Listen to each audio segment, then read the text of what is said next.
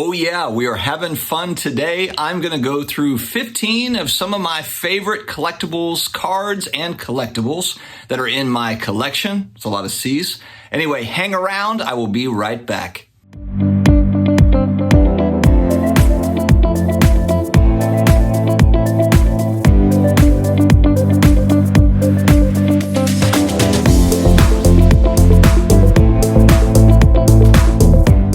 Hello to all my sports card collectors, investors, all of my collectibles friends. We're back again. It is another day. It is another card video. This is going to be a fun one. Going to go through some different items in my collection and just kind of talk through it. Might actually be one of my longer videos, so apologies for that, but just going to talk through the significance to me of some of these items. If you're new here, don't wait. Hit the big red button down below, the subscribe button. If you do like what you hear, please hit the like. It helps us to get the videos out, and we appreciate all your help in doing so. Also, are you on Instagram, on IG? I'm there too. Connect with me at SportsCardDad, and I'm also on Twitter, the SportsCardDad. Big shout out to channel partner ComC.com, your home for buying, selling, and flipping all the hottest trading cards. They have over 29 million cards across all sports, genres, and eras. With a ComC.com account, you can purchase cards from different sellers over time and ship them home together later, or immediately reprice them on the ComC marketplace. It's a good time. Check out ComC.com. All right, guys, we are going to start with cards. Why not, right? Let's start off with some cards. I'm going to go first with 1970 Topps Pete Maravich rookie card in a PSA 6.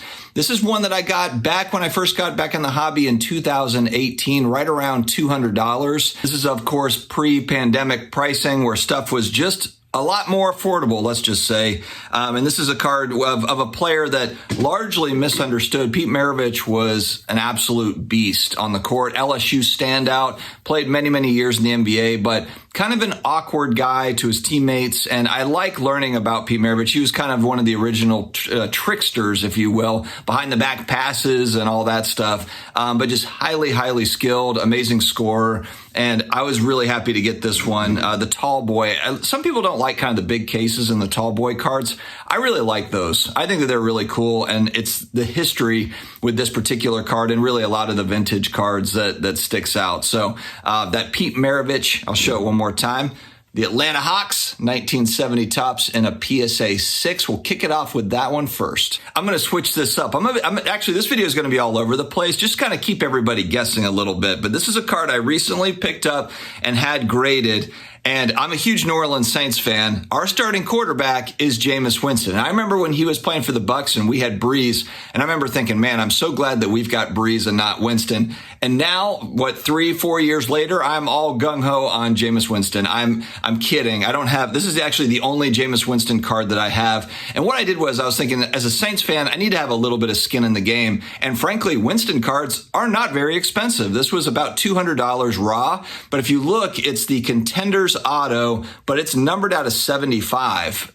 So there are a lot of Contenders Autos, but not numbered ones. So this was a nice card that I felt to pick up raw. Had it graded with SGC. Unfortunately, did not get the 10 auto grade that I was hoping for. I don't know where I missed it. Maybe a little streakiness here on the back end. Come on, Jameis, get that signature together. Anyway, I just thought it'd be fun to have a card of the QB of my team and just see what happens with it. The next card is a recent pickup from the Raleigh Card Show, 57 Topps Johnny Unitas rookie card in a PSA 6. I also have this card in a 4 and was happy to find this one locally here. 704 Crew Cards, I believe is the name of the seller. Great guys. And I was able to trade into this with some cash. So I think it was about $1,000, maybe $1,100 total. And about half of that was cash. Half of it was trade. But they gave me a very fair deal. The one thing I did notice when I was at the National, I was hunting around for Bart Starr rookie cards from the same set from 57 Topps, and far less Star cards that I saw than Unitas. There's quite a few Unitas cards there, which was interesting to me, and I don't know if it's just like what's for sale. Maybe there's more Bart Starr collectors that are holding that card. Are there just more available? If you're talking about a 60-year-old card, 60-plus-year-old card. It's really tough to tell. Just kind of an interesting takeaway. So yeah, Unitas, one of the all-time greats. I love the vintage football stuff, as you guys know if you watch my channel. So I was happy to pick up another copy. So I don't know what I'll do with the 4. I might just hold on to the 4. Maybe it's trade bait into another vintage football card. We will see. I'm going to go back to vintage football, but really quickly, I want to throw this one in here. This is a 2013 Fleer Marvel Retro Iron Man. It's the Otto version. So this is the insert.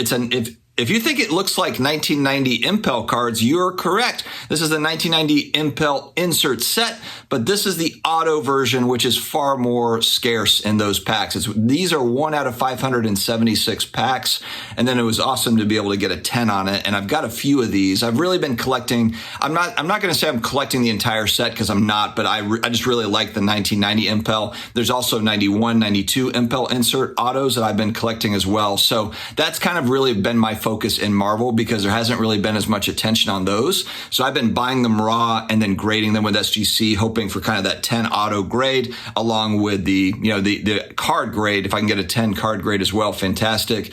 But just great looking card. The thing about 1990 Marvel Impel, I love those. I love them. I mean, they will always have a place. I've got a complete set of that set, but they were printed to the moon. So yes, I can get, PSA 10 or SGC 10 or whatever 10 of those cards, and maybe down the line I will, but there's just so many of them that I would like to just see them get graded out.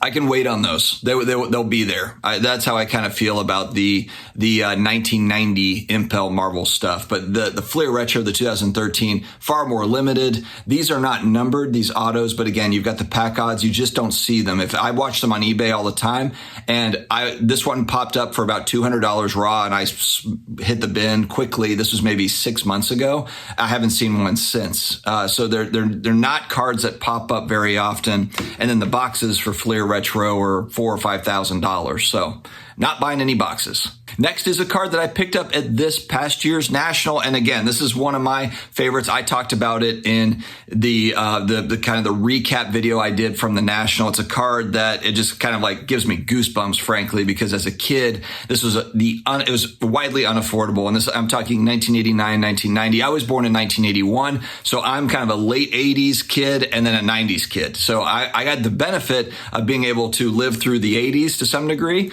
87 is kind of my first memories, 86, 87 onward. And then I've got all the cool 90s stuff too. But this was a card that was very expensive back at my local card shop. I remember a raw copy, which the dealers back then, of course, you didn't have any grading. So it was just kind of like near mint. And, of course, every dealer had cards at near mint or mint. I didn't see a whole lot of fair unless the card was really beat up. With all the knocks on third-party grading, there is a place for it, trust me. And I can tell you that because I was around in 1987, 88, 89, 90, where there was no grading and it was just a free-for-all. And I can tell you, I would much rather have graded copies of stuff just to be able to have some sort of something to be able to transact against. All right, so this was a BGS 8.5. I actually thought this was no subgrades. When I saw it, it's the old label, so the subgrades are on the back. So 9 centering, 9 corners. The surface is an 8.5, and then you've got edges are the 8. So the edges, I guess, were really kind of the knock on this one. It's okay. I just wanted to have a nice copy, an 8.5. This was about $1,500. $1,550 is actually what I think I ended up paying for it. And so, again, I've been looking for one of these for a while. Most of the copies are in the $2,000 to $2,500 range in this grade, BGS 8.5. So I was just kind of like, I don't want to go that high. This one popped up at $1,500 and it just made sense. Going back to vintage football, this is one of my favorite vintage football cards. The 1950 Bowman Otto Graham. The other guy that's got 7 titles other than Tom Brady is Otto Graham, Cleveland Browns quarterback going back. This is a PSA 6. And, this is going back. A lot of people are like, but this is during the time there wasn't as much. There's so much like knock on the vintage players. I can't remember which podcast I was watching, but they were just absolutely ripping against like Bob Cousy. Bob Cousy couldn't even play in today's NBA. Otto Graham, I'm sure, the football people would say like this dude could never even make a team. Fair enough. Different eras, different times, whatever, but it is what it is. And these are historical cards. These are some of the early, NFL cards and 50 Bowman. It's kind of like, vintage baseball. When you go back to the old 50s Bowman cards, Topps cards, there's historical relevance to these. And so I appreciate the history, just kind of the design, of the cards is interesting. So these are just cool cards of legends, absolute legends. I picked this one up for about $900. And again, this was probably 7 or 8 months ago. This is in with a lot of this stuff. Really, the vast majority of the stuff I'm showing, these are just stuff that these are long-term holds, unless, Jeff Bezos is coming out throwing millions of dollars at me, which I don't think he is. This is stuff I just want to hold on to and just kind of see what it does. I look at a lot of this stuff as kind of like my parents went antique shopping, when I was a kid, and they're looking for like antique trunks and different things that are cool. To me, I think that a lot of the vintage sports cards will be instead of going for antiquing like that, I think that like cards, comics, collectibles are really going to be this generation's antique shopping. When we're in our 60s, 70s, 80s, whatever, and we're out, doing that, I think that that's what it's going to be. And I think also for future generations, I think that could be as well. That's just what I'm guessing. All right, and the last card here before I shift into some of the other collectibles. We've got a variety of stuff today, guys. I brought some variety for you. Again, a card that I picked up at this past National. It is the 2018 Silver Prism Luka Doncic in a PSA 10. This is a card that eluded me, and then it kind of reached a point where I'm like, I'm never going to be able to afford this card. And basically what happened was I was bidding on this card going back to early fall 2019. So we're going back to early September is when I was really bidding on Luka, Patrick Mahomes, that sort of stuff. And I was losing out at $300-$400 for this card. They were selling $500-$600 for a PSA 10 Silver Prism. And $300 or $400 at the time, I remember bidding on it and like my heart sank. I was like, this is insane to pay for a card. I just thought like, this is nuts. But I'm like, you know what? Luka is an exciting player. I would like to just have like a nice rookie card of his. Did some research. This is one that I was targeting. Never won those auctions. I did get the base Lukas. I was able to get those cheaply because they were cheap back then. But the Silver Prism always eluded me. Then it went up to about $9,000. And I was like, forget it. I'll never see that card again. This past National, a guy had it at trade night, Card Collector 2's trade night, offered at $1,750, which is about the going rate. I think they're about $2,000 right now, maybe $2,100, $2,200 depending. So I ended up just pulling the trigger on it. I just wanted to have a nice rookie card. I do have a few rookie cards for him. I have stuff for Luka, but I wanted to have something a little bit more scarce, rare. I know that this is not a super rare card. All the 101 people are going to jump down my throat. Oh, he's got, 5 million rookie cards and that's not scarce. It's not numbered. I get it. Fine. There's 2,100 of these on the Pop Report. I do think this will be his flagship rookie card in the future. I do think it'll be his most kind of liquid, if you will. That's a kind of a weird word to say in collectibles, frankly, but I think it's always going to be wanted. It's the step back 3 shot, pose. It's classic. I've got the blue copy on a painting back here. I'd love to have the blue copy one day. It is a Target card. It's not in the cards right now, pun intended, dad jokes on fleek. It's not in the cards right this second, but the navy blue version of this card would be a Target as well. We'll see what happens. We're going to shift over to comics. I'm going to show a few of the comics. So I do collect a variety of different stuff here. So I've got some DC, I've got some Valiant, I've got some Marvel stuff. One of my absolute favorites, and I got this back in 2018 for about $600 or $700. This is a CGC 6.0. It is the off-white pages. So if this was white pages, would have a little bit of a premium to it, or off-white 2 white pages. But again, just wanted a copy, and the price point was really the thing. And I was really focused when I got back into collecting back in 2018. Comic books were really the first focus. Then I moved over to cards as well, very quickly after, but still, I wanted to get some of the classic comics if they were affordable. At the time, $600-$700 was not affordable, but I was like, you know what? This is a classic. This is first appearance of Black Panther in a comic book. It is Fantastic Four number 52. A lot of great Fantastic Four books that are keys, that are first appearances, Silver Surfer, Galactus. Okay, I'm working at it.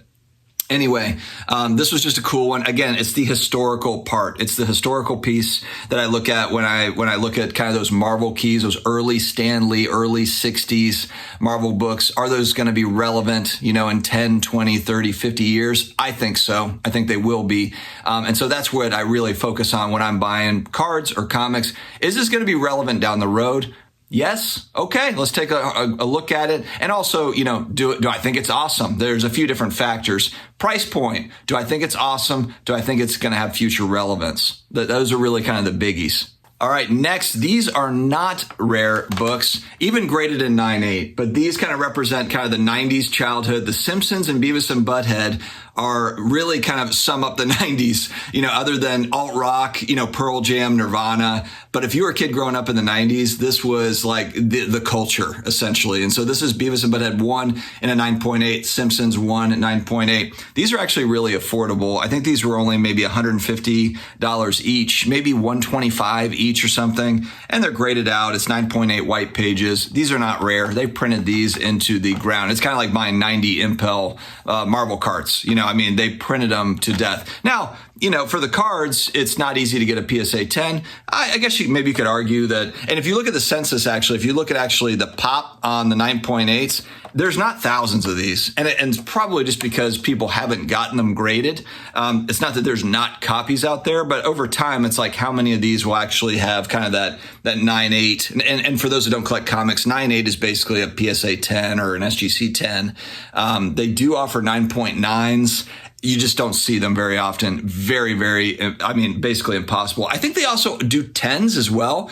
But again, just never see them. I never see them. Extremely rare. All right, a fairly recent pickup for me, and this is something I've been looking for a long time. We're really going off the beaten path a little bit for this one. And this one just makes me smile because this is all the 80s nostalgia right here. It's even got kind of like the original price tag on it, which I think is great. I wish that it was Toys R Us or KB Toys or something like that. But this is the original He-Man in box going all the way back to 1982. So if you know about action figures, whether we're talking about He-Man or Star Wars or Thundercats or whatever it ends up being, there's kind of that first print, first series, and then you've got kind of all the variations after. Even if you go to Walmart, Target today, they've got He-Man figures now. They've got the new edition, was it Revelations or something? They've been coming out with these for a long time, or I should say they had a bunch of different variations going in the 80s, and then they stopped, and then they started bringing them back out in mid 2000s or 2010 or something.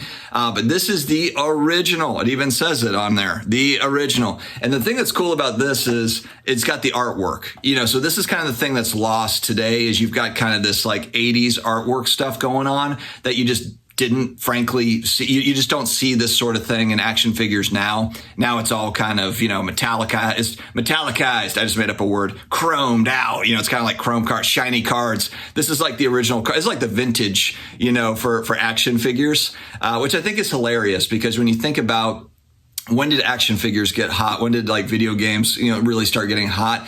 And that was in the, late 70s, early 80s. Were they making action figures and that stuff before that? Of course. But I'm talking about mainstream, really, really mainstream. And look, my dad, going back to the 60s, late 50s, 60s, he also had action figures too. You just didn't have big IP around it, big brands. It was really kind of late 70s, 80s when everything got going. So this one, I'm probably going to get it graded by AFA. I've got it in this case, but just to have it in more of a hard sealed case. And it's just going to be a hold. This thing is going to be with me for a very long time. I ended up winning an auction at $500 for this because you don't see them in the box. Now, a lot of you probably say oh my gosh, you can find these are everywhere. They are everywhere loose. You can go on eBay and there's loose He-Man figures. They're everywhere. You can find those. No problem. Finding them in the box and then finding kind of those first prints, not easy. Not easy at all, especially in any sort of condition. This one you can see it's got the edges have got some wear. There's some creasing. Irrelevant. This is kind of more of you just don't see these. I've been looking for this for over a year and never saw one quite like this. And then one popped up and I'm like, I'm going to find a way to win this. On that same note, so this is a character, one of the cooler characters in the Masters of the Universe world, and it was Moss Man. So this is going back. This one is a little bit newer. This is 84, but again, you still got that art, going back to the 80s, which is really cool. Kind of like their, the art that they put on it, the box art. It's got like a manual, behind it. You can see there's like a pull-out kind of, manual that's talking about the character, et cetera, and the Masters of the Universe world. This one has significance to me, especially too. First off, it's cool. It's got like fur on it. It's really like a cool character. But then also, my dad was in the Air Force, traveled a lot for work. And I remember specifically, now he used to come back and he used to have these figures and he would put them in my bed as kind of like I would wake up to it and be like, oh man, and then like dad's home type thing. And I specifically remember, I've got a memory of that happening with a Moss Man figure, and I was probably 5 years old. So for me to find like one that was still in the box and actually even, doesn't have the hang tab is still included, still in like pretty good shape. I just thought that was really awesome. So yeah, Moss Man for the win. All right, we're shifting over to vintage video games. All right. So graded video games. It's a thing that's been around for about 10 years or so with VGA, and then you've got WATA. These are graded by WATA.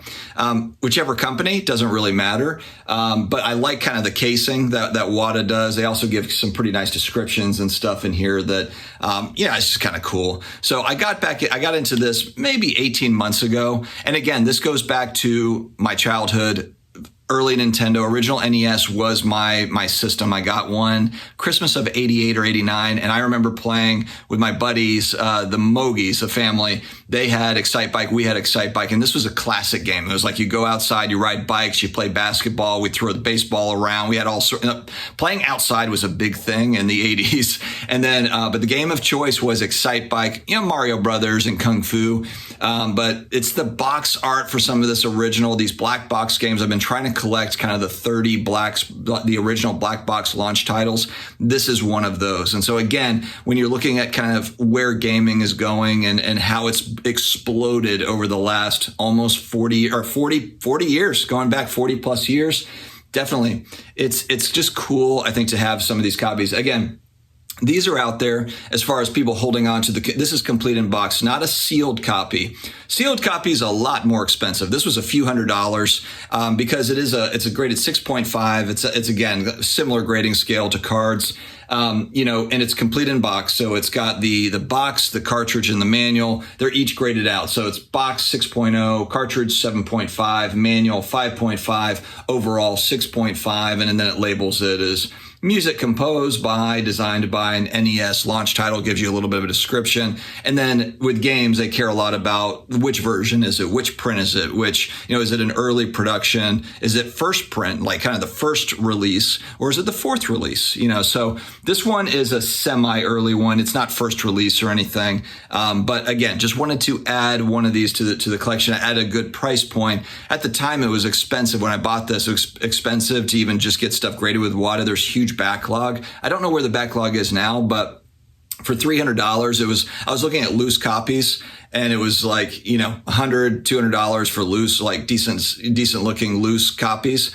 And then it was like, then you pay for grading. It's like, all right, for $300, I'll take one of these. So again, this is just kind of this is a nostalgia thing that I want to hold on to and kind of look back, in 30 years and just be like, wow, remember when video games were in boxes and we actually played with cartridges? In 30 years, it'll all be virtual reality, I'm sure, or whatever. And so I've got about a dozen of these, but this is a key one. So this is the first appearance of Mario. It's the first game starring Mario. So it's not the first appearance of Mario. I believe that was Donkey Kong. First appearance of Luigi, first game starring Mario. It's the original Mario Brothers game for NES.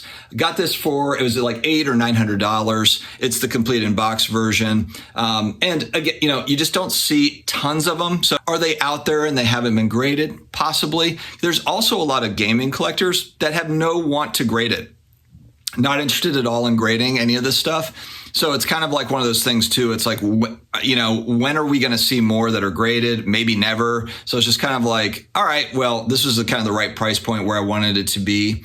And again, just really cool, the original box art and everything that goes along with it. And it's the antique thing. It's the historical relevance that I think is really, really fun for this. And, gaming, like I said, it's only gotten huge, more huge over time. And I like the fact that I grew up with the vintage video games. I think that's hilarious. I don't collect any sealed modern games. It's only the vintage stuff. Last but certainly not least, we got to throw in a starting lineup. Why not? So I was going for the Packers and Brett Favre as a kid. I'm a huge Saints fan, but my playoff team was the Packers. I did have starting lineups. I think these things are just cool, really awesome. I got some loose ones for my kids to play with, just because I just remember these as like, so cool. And again, maybe kids nowadays just are not interested in this stuff, but this is the rookie, kind of the 1994 rookie piece. It's actually on the label. This one's graded by AFA. So this is the Favre rookie starting lineup, and it's graded an 85 near mint, which it wasn't really concerned about the grade. I wasn't trying to get the mint copy. Again, you just don't see a lot of them graded, kind of intact and graded this way. And so it came across, this was probably 18 months ago for a couple $100. I was like, that's just a really cool display piece too. So I've got it on a shelf, in my office. It's just like, this is again, stuff from childhood that just sticks, it's stuff that was important and stuff that, and also I just think I'm always buying in at price points where I just feel comfortable, to where maybe it goes down a little bit, but I'm not spending huge money on a lot of this stuff. And I think that is really a key takeaway for me is when I first got in the hobby, what's funny is I bought vintage things and stuff that I thought like, man, this is stuff I could never afford as a kid. And then as kind of the market started to heat up, I, did more of the prospecting stuff, which is fine. But then I got into things where I was like, do I really care about this? And then really for the last 18 months, I've only been buying stuff that I think is just awesome. And I do, I'll prospect a little bit on certain players, but it's not a heavy part of what I'm doing. That's just more of a fun, let's just see how this works out. Is it the right price point? That's it, so no big deal. So, the collect what you love thing, I do agree with that, but there's also a key element of that can also shift. The collect what you love, you might run into something where you're like, oh my gosh, I didn't even realize that was out there, and so you move into something else. That's totally normal. The collectible space is vast. There's a lot of different types of collectibles, and there's a lot of different, whether it's card sets or different action figures or different comic books, different things that you're not even really aware of. And there might be something that's really rare that you're like, oh man, this just popped up on an auction, and maybe people don't realize how rare this is. You're able to get in at a good price point. Because for me, and as I've said, I've got a family, I've got 4 kids. I'm okay buying stuff that's awesome, but the price point is critical. There's a lot of awesome stuff that I see on eBay, and the bin is $10,000. And I'm just like, that's not going to work. That's kind of the caveat there. It's collect what you think is really awesome, but the price point is critical. The price point is key unless you just have endless funds. Some people do, but for me, I've got a budget and so forth. So guys, let me know your thoughts in the comments. Let me know some of your favorite cards, collectibles. Do you collect other things outside of cards as well? Let me know it. Stay healthy, stay awesome, and I will talk to you again later.